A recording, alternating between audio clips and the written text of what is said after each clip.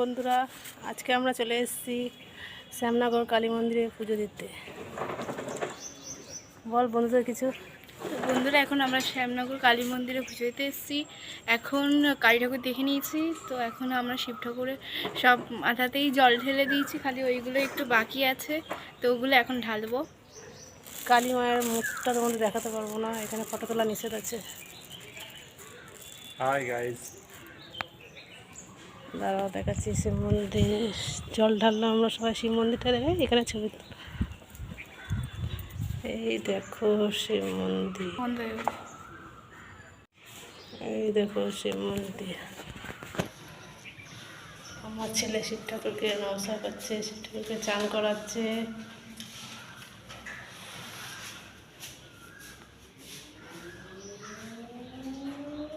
শিব ঠাকুরকে জল ঢালছে।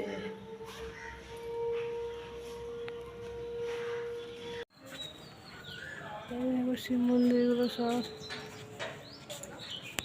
কিন্তু মায়ের ছবি তোলা যাবে না, তাই জন্য মায়ের ছবি তুলতে পারছি না।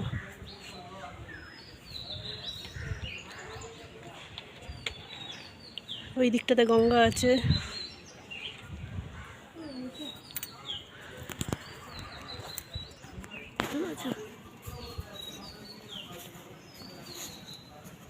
দেখো বন্ধুরা, এই একটা শিব মন্দির।